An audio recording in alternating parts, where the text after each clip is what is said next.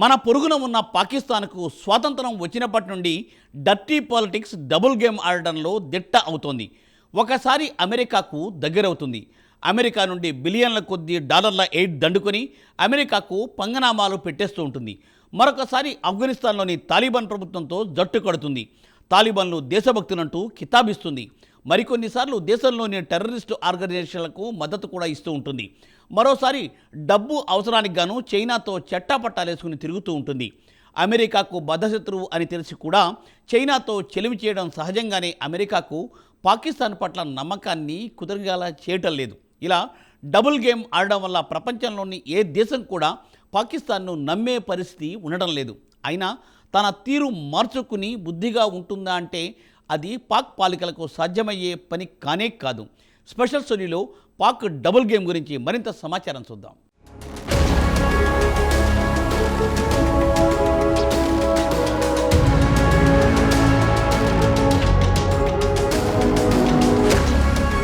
ఈ ప్రపంచంలో నీతి నిజాయితీ ఉంటేనే ప్రతి ఒక్కరూ గౌరవిస్తారు, లేదంటే యావత్ ప్రపంచం ముందు చులకనవుతాం. దేశాన్ని బట్టి ఆ దేశ పౌరుల గౌరవం, విలువ ఆధారపడి ఉంటాయి. ఉదాహరణకు అమెరికా పౌరుణ్ణే తీసుకుంటే యావత్ ప్రపంచం ఆ దేశ పౌరుణ్ణి గౌరవిస్తుంది. అదే ఆఫ్ఘనిస్తాన్ పౌరుడో లేదా పాకిస్తాన్ పౌరుణ్ణో తీసుకుంటే అంత తేలిగ్గా నమ్మరు. ఇక మన పొరుగున ఉన్న పాకిస్తాన్ విషయానికి వస్తే ఆ దేశానికి స్వాతంత్రం వచ్చినప్పటి నుంచి ఇప్పటి వరకు ఆ దేశ రాజకీయ నాయకులు, మిలిటరీ జనరల్స్ మాత్రం అత్యంత ప్రమాదకరమైన డబుల్ గేమ్ ఆడి యావత్ ప్రపంచం ముందు పరువు పోగొట్టుకుంటున్నారు. వీరి నిర్వాకం వల్ల పాక్ ప్రజలు రోడ్డున పడే స్థాయికి వచ్చారు, దివాలా అంచుకు చేరారు. ఇక పాక్ వ్యవహార సరళి ఎలా ఉంటుందంటే, ఒకసారి అమెరికాకు దగ్గరవుతుంది. అమెరికా నుంచి బిలియన్ల కొద్దీ డాలర్లు ఎయిడ్ రూపంలో దండుకుంటుంది. అమెరికా డబ్బు ఇవ్వడం మానేసిందంటే పాక్ ప్రభుత్వం ఒకరోజు కూడా మనలేదు. మరోసారి ఆఫ్ఘనిస్తాన్తో జట్టు కడుతుంది. తాలిబాన్లను పరమదేశ భక్తులు అంటూ పొగడ్తలతో ముంచెత్తుతుంది. దీంతో పాకిస్తాన్ అంటేనే ప్రపంచంలో ఏ దేశం అస్సలు నమ్మడం లేదు.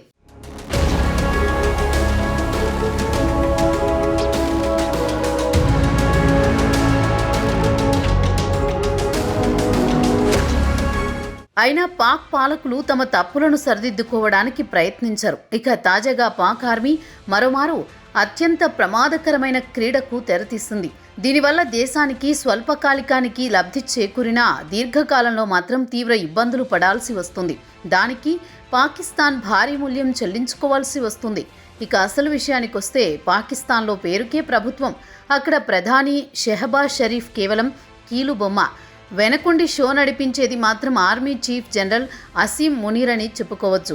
ఇక మునీర్ విషయానికి వస్తే, ఆయన అమెరికాలో బైడెన్ అడ్మినిస్ట్రేషన్కు దగ్గర కావాలనుకున్నాడు. అయితే బైడెన్ అతని తీరును గమనించి అతన్ని ఎక్కడుంచాలో అక్కడే ఉంచింది. కాగా పాకిస్తాన్ మాజీ ఆర్మీ అధికారి అదిల్ రజా మునీర్ డబుల్ గేమ్ గురించి బహిరంగంగా కొన్ని వాస్తవాలు బయటపెట్టారు.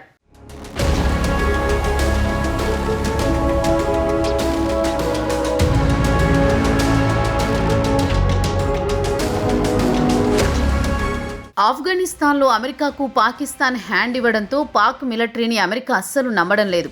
అమెరికా నుంచి బిలియన్ల కొద్దీ డాలర్లు తీసుకుంది.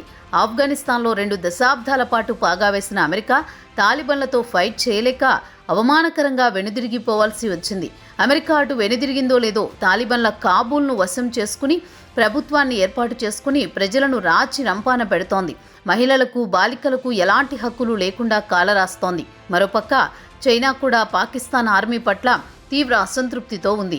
బలూచిస్తాన్లో పరిస్థితులను అదుపులోకి తేవడంలో పూర్తిగా విఫలమైంది.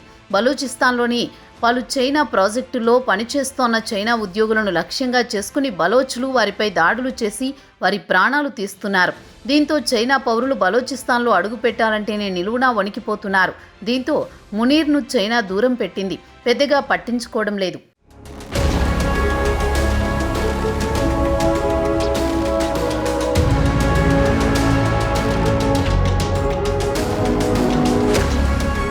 ఇక తిరిగి అమెరికాలో ఈ ఏడాది జనవరిలో ట్రంప్ ప్రెసిడెంట్గా పగ్గాలు చేపట్టారు. దీంతో మరోమారు అసీం మునీర్ యాక్టివ్ అయ్యారు. వెంటనే అమెరికాను పాకిస్తాన్తో లభిస్తున్న అరుదైన ఖనిజ సంపదను అభివృద్ధి చేసుకోవాలని ఆఫర్ చేశాడు. ఇక్కడి వరకు బాగానే ఉన్నా అసలు విషయానికి వస్తే మునీర్ ఇరాన్తో అమెరికా చేస్తోన్న ఫైట్కు తాను మద్దతు ఇస్తానని హామీ ఇచ్చారు. ఇక్కడ మునీర్ అసలు ఉద్దేశం ఇరాన్, అమెరికా మధ్య ఉద్రిక్తత మొదలైతే తాను లబ్ధి పొందాలనుకుంటున్నాడు. కాగా ఆదిల్ రజా మాత్రం పాకిస్తాన్కు చెందిన ప్రకృతి సంపదను ఇతర దేశాల వద్ద తాకట్టు పెట్టే హక్కు పాక్ ఆర్మీకి లేదంటున్నారు. ఇక్కడ మరో అంశం ఏమంటే చైనా ఇప్పటికే పాకిస్తాన్లో లభిస్తున్న ఖనిజ సంపదపై కనేసింది.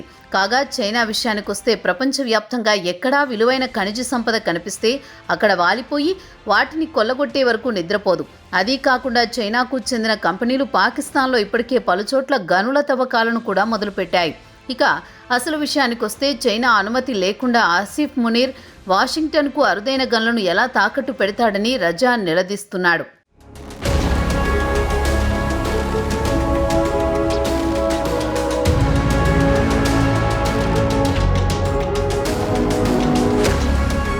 ఇక ఆసిఫ్ మునీర్ అమెరికాకు దగ్గర కావడానికి మరో కారణం కూడా చెబుతున్నారు. ఆదిల్ రజా పాకిస్తాన్లో జరిగిన ఎన్నికల్లో భారీ ఎత్తున రిగ్గింగ్ జరిగిందని యుఎస్ కాంగ్రెస్ హౌస్ రెవల్యూషన్ 901ను ఆమోదించింది.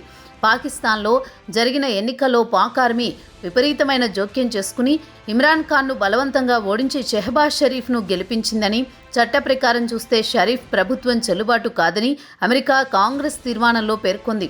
దీంతో ఆయన ట్రంప్ ప్రభుత్వానికి దగ్గరై అమెరికా కాంగ్రెస్ తీర్మానం అమలు కాకుండా తన ప్రయత్నం చేసి పాక్ ఆర్మీ చీఫ్గా కొనసాగాలని చూస్తున్నారని రజా మునీర్పై ఆరోపణలు గుప్పించారు. తన సొంత ప్రయోజనానికి ఆయన దేశంలోని అరుదైన ఖనిజ సంపదను ట్రంప్కు దారాదత్తం చేయడానికి కూడా వెనుకాడడం లేదు మునీర్. మరోవైపు చైనా పాకిస్తాన్లోని గనుల్లో బిలియన్ల కొద్దీ డాలర్లు పెట్టుబడులు పెట్టి అభివృద్ధి చేస్తోంది. ఒకవేళ మునీర్ ట్రంప్కు గనులు కట్టబెట్టాలనుకుంటే జిన్పింగ్ చూస్తూ ఊరుకోడు కదా అంటున్నారు రజా.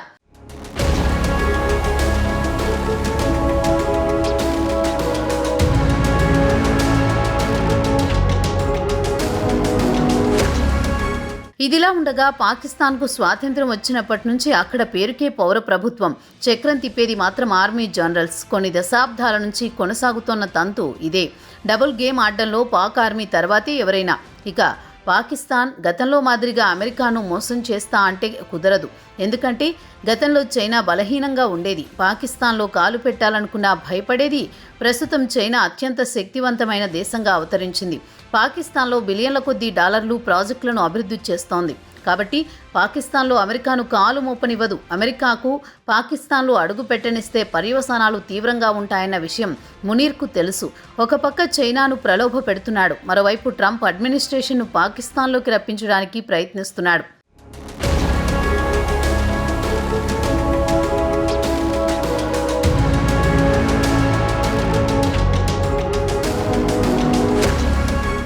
ఇక ఆసిఫ్ మునీర్ విషయానికొస్తే గ్వదర్ పోర్టులో చైనా నావల్ బేస్కు అనుమతించాడు.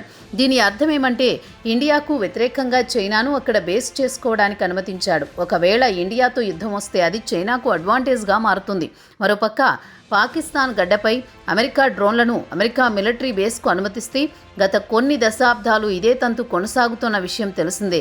దానికి చైనా ఎట్టి పరిస్థితుల్లో సహించదు. కొన్ని దశాబ్దాలు పాకిస్తాన్ గడ్డపై అమెరికా సైనికులకు బేస్ ఇచ్చి అక్కడి నుంచి ఆఫ్ఘనిస్తాన్పై దాడులు చేయడానికి అనుమతించింది.